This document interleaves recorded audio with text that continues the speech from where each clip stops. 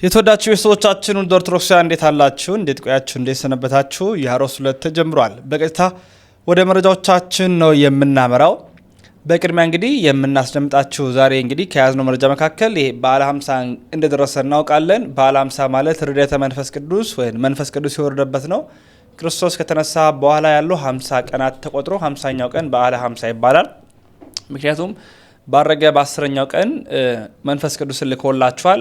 እሱም መንፈስ ቅዱስ 72 ቋንቋ መናገር የቻሉበት ፍጹማን የሆኑበት የጸኑበት አምነው ክርስቶስን በሙሉ ልብ ታምነው እስከ ሰማዕትነት ደረጃ የደረሱበትን ጊዜ የምናስብበት ነው። በዓለ 50 የመንፈስ ቅዱስ መውረድ ይባላል። ታዲያ በዓለ ጰራቅሊጦስ ወይንም በዓለ 50 እየተባለ የሚጠራው ይህንን የፕሮቴስታንት ቤተ እምነት ካላከበርን እያሉ ነው። መጽሐፍ ቅዱስ ብቻ የሚሉት ፕሮቴስታንቶች ነው በዓለ 50 ካላከበርን ብለው ሞቼ ይገኛሉ አይነት ነገር እያቀረቡ ይገኛሉ። ይህንን በዚህ ጉዳይ ላይ ኦርቶዶክሳውያኑ ምን አሉ የሚለውን አስደምጫችሁ ልመለስ። የበዓለ 50 ቀንን ምክንያት በማድረግ በመንግስት የሚታወቅና በሀገሪቱ የቀን መቁጠሪያ ወይም ካላንደር ላይ ሰፍሮ ለወንጌል አማኞች የጋራ ዓመታዊ ክብረ በዓል ሆኖ ቢመዘገብ እንቶች ተው ደግሞ በዓል ማክበር አማራችሁ። አንተ እኮ መጽሐፍ ቅዱስ ብቻ ብላችሁ አይደል እንደምታምኑት? ታዲያ የትኛው መጽሐፍ ቅዱስ ላይ ነው? ማቴዎስ ነው? ማርቆስ ነው? ሉቃስ ነው? ዮሐንስ ነው? የትኛው የመጽሐፍ ቅዱስ ክፍል ላይ ነው በዓለ ጰራቅሊጦስ በዚህ ወር በዚህ ቀን ወረደ፣ ከዛስ የወረደበትን ቀን አክብሩ የሚል የመጽሐፍ ቅዱስ ክፍል አለ? በ66 አለ? የለም። እኛ እኮ ነን ከመጽሐፍ ቅዱስ ውጪ። እናንተ መጽሐፍ ቅዱስ አያናችሁ ናችሁ። በዓለ ጰራቅሊጦስ ማክበር አማራችሁ እንዴ? አረ ሰው ይታዘባችኋል። ተው፣ አረ ተው። የሆነ ነገር ተመቻቸልን ብላችሁ ምቹ ጊዜ ያገኘን ብላችሁ አረ ተው እንዴ! እናንተማ ከመጽሐፍ ቅዱስ ጭሞን የለባችሁም እንዴ?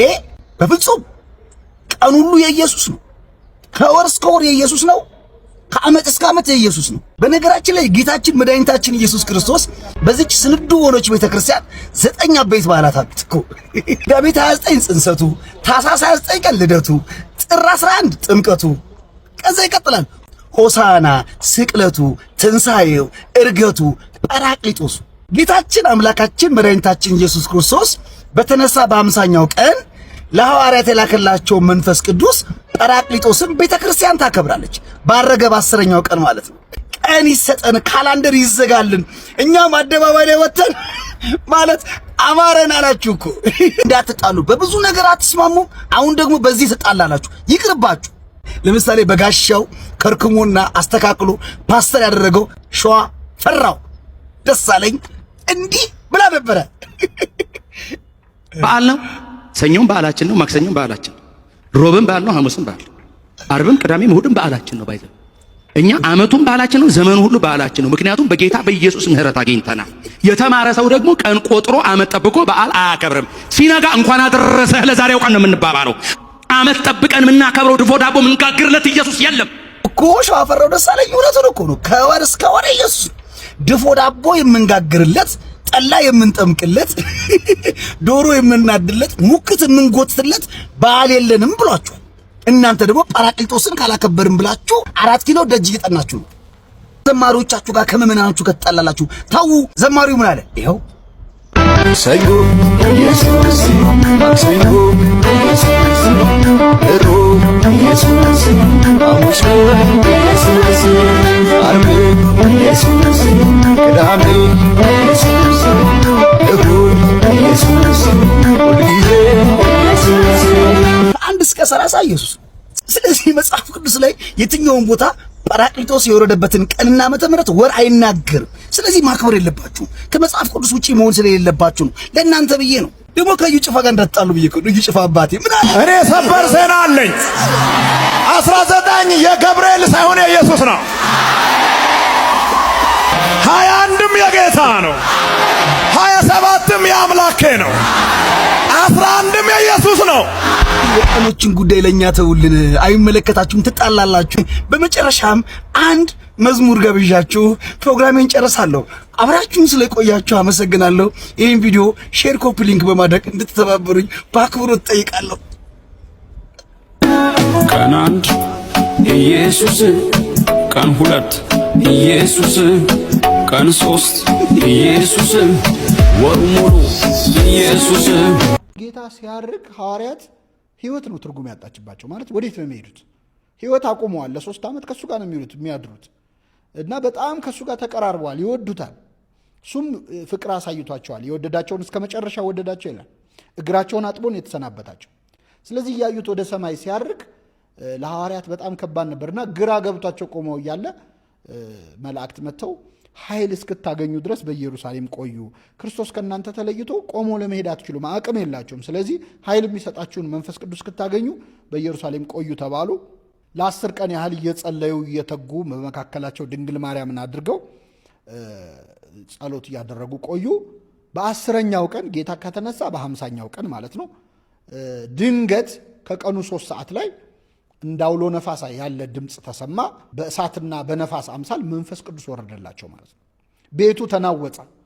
ከዛ በኋላ በእያንዳንዳቸው ላይ በእሳትና በነፋስ አምሳል መንፈስ ቅዱስ ወረደላቸው። ይህ ቀን ሐዋርያት ልክ መንፈስ ቅዱስ ሲወርድላቸው በጣም በሚገርም ሁኔታ ብዙ ነገራቸውን የተለወጠው። አንደኛ በጣም ይፈሩ ነበር። በጣም ደፋሮች ሆኑ፣ ጽኖዎች ሆኑ፣ ጠንካሮች ሆኑ። እውቀት የሌላቸው ያልገባቸው ያልተረዳቸውን እኔም ምልክላችሁ መንፈስ ቅዱስ እሱ ይገልጥላቸዋል ብሏቸው ነበር። ክርስቶስ ተገለጠላቸው። ከዛ አልፎ ደግሞ ትልቁ አስገራሚ ነገር በየሀገሩ ቋንቋ ሁሉ ተናገሩ ይላል። ዕለቱ በዓለ ሃምሳ ነበር። በዓለ ሃምሳ በዓል ነው። በነገራችን ላይ እስራኤል ከግብፅ ባርነት ነፃ ወጥተው 50ኛውን ቀን ሲና ተራራ ላይ ሙሴ 10ቱ ትእዛዛትን የተቀበለበት ቀን ነው 50ኛው ቀን። ስለዚህ አይሁድ ያከብሩታል። ከየሀገሩ ዳያስፖራ ሊያከብር በዓለ ሃምሳ መጥቷል እና ዳያስፖራው በተሰበሰበበት ከየሀገሩ የመጣው ሰው የሚያወራውን ቋንቋ እነዚህ የገጠር ገሊላ ሰዎች ቋንቋ ችለው ወጡ። እንግዲህ ቋንቋ ትምህርት ቤት ገቡ አይደለም እያልኩ ያለሁት፣ ፍሉዌንት ሆነው እንደ ተናጋሪው ማለት ነው፣ እንደ ሀገሬው እንደ ተወላጅ ሲናገሩ ሰዎች ሁሉ እነዚህ የገሊላ ሰዎች አይደሉ እንዴ? እንዴት እኛ የመጣንበትን ሀገር ቋንቋ ይናገራሉ ብለው ተገረሙባቸው ይላል። ለምንድን ነው ክርስቶስ ቋንቋ የገለጠላቸው ከተባለ በዓለም ሁሉ ዞረው ወንጌሉን እንዲያስተምሩ ነበር። ይህንን ለምን አነሳሁት? ይህ ቀን የቤተ ክርስቲያን የልደት ቀን ይባላል። ቤተ ክርስቲያን የተወለደችው መቼ ነው ብትባሉ፣ ይህን ቪዲዮ የምታዩ ሰዎች የቤተ ክርስቲያን የልደት ቀን በዓለ ጰራቅሊጦስ ነው። ጌታ ባረገ በ50ኛው ቀን ቤተ ክርስቲያን ተወለደች ማለት ነው። የልደቷ ቀን ተብሎ የሚከበረው እሱ ነው። በዓለም ሁሉ ቋንቋ የተናገረችበት ፍቅር በሚባል ቋንቋ። አውግስቲኖስ ስለዚህ ጉዳይ ሲናገር ምን ይላል? እግዚአብሔር በሰናኦር ሜዳ የበታተነውን የዓለምን ቋንቋ በጰራቅሊጦስ ቀን ሰበሰበው ይላል። ይህ ቀን ትልቅ ታምር የተፈጸመበት ዕለት ነው። በዓለ ሃምሳ ድሮ ሲከበር ሙሴ ጽላት ይዞ ወረደ። ጣዖት ሲያመልኩ ሳያቸው ግን ተናዶ ታቦቱን ወረወረ። ከዛ በኋላ 3000 ሰዎች ተገደሉ በዛ ቀን ይላል። ተመልከቱ። ሙሴ ባከበረው በዓለ ሃምሳ ዕለት 3000 ሰው ሞተ። ሐዋርያት ባከበሩት በዓለ ሃምሳ ዕለት ግን 3000 ሰዎች ያሳመነ ቅዱስ ጴጥሮስ፣ 3 ጊዜ የካደው ሐሙስ ዕለት የፈራው ጴጥሮስ፣ 3 ሰው ፊት መመስከር ያቃተው ጴጥሮስ 3000 ሰው አሳመነ። መንፈስ ቅዱስ የተገለጠ በአንድ ስብከት 3000 ሰው አሳመነ። እኛ በ3000 ስብከት አንድ ሰው ማሳመን ያቅተናል። አሁን እንደምታውቁት በዓለ ሃምሳ ነው አይደል? በዓለ ሃምሳ ለምንድን ነው ሳናቋርጥ የምንበላው? እግዚአብሔር በአብይ ጾም ገፍቻችኋለሁና ልካሳችሁ ብሎ ነው አይደለም እኮ። ለምንድን ነው በዓለ ሃምሳ እንዲሁ ዝም ብለን ረቡዕም ዓርብም የምንበላው? ለማይቋረጠው ለመንግሥተ ሰማያት ረፍት አረወን ትሁናችሁ ብሎ ነው። ቅምሻ ናት መንግሥተ ሰማያት።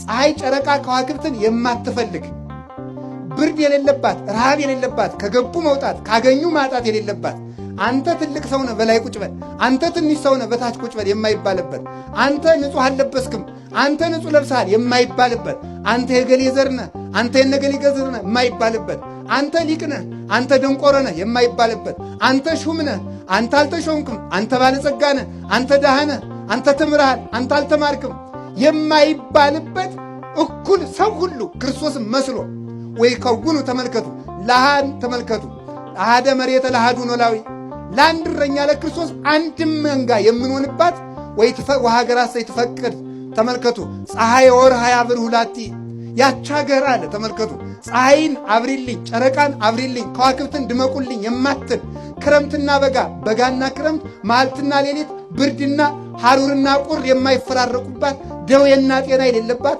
ማግኘትና ማጣት የሌሉባት፣ ለብሶ መራቆት የሌለባት ሀገር ለመስጠቱ ማስረጃ የሆነን ዘንድ ሳናቋርጥ እንድንቀምስ ያደረገን ስለዚህ ነው። ወሩም ዓመቱም ቀኑም የኢየሱስ ነው ብሎ የሚያምነው የፕሮቴስታንት ቤተ እምነት መንፈስ ቅዱስ የወረደበትን በዓለ ጰራቅሊጦስ ካላከበርኩ ይላል። የሚገርማችሁ በአቡሻሄር ስሌት በዴሜጥሮስ ቀመር ተመርታ የኢትዮጵያ ኦርቶዶክስ ተዋሕዶ ቤተክርስቲያን ጊዜውን፣ ወቅቱን፣ ሰዓቱን ለክታ እነሆ በዚህ ጊዜ ክርስቶስ አረገ፣ ደግሞ በዚህ ጊዜ መንፈስ ቅዱስ ወረደ፣ ዕለቱም በዓለ ጰራቅሊጦስ ጴንጤቆስጤ እየተባለ ይጠራል ብላ ታውጃለች። የባህር ሐሳብን ስሌት የዴሜጥሮስን ቀመር የማይከተሉት የፕሮቴስታንቱ ቤተ እምነት ካላከበርን ሞተን እንገኛለን እያሉ ነው። እንዴት ታያችሁት? እንዴት ታዘባችሁት? ለእናንተ ተወኩኝ። ወንድማችሁ ሉል መብራቱ ነኝ። ያሮስ እናንተ መኛም ነው። መረጃው በደንብ አድርጋችሁ ላይክና ሼር አድርጉ። መረጃና ማስረጃ ሳንይዝ እኛ ወደ እናንተ አንመጣም። መረጃ ከማስረጃ አስደግፈን ደግሞ ስንመጣ ቤተሰባዊነታችሁን ማሳየታችሁ እንዳይዘነጋ ያልኩኝ ተሰነባበትኩኝ። ያሮስ የእናንተም የኛም ነው።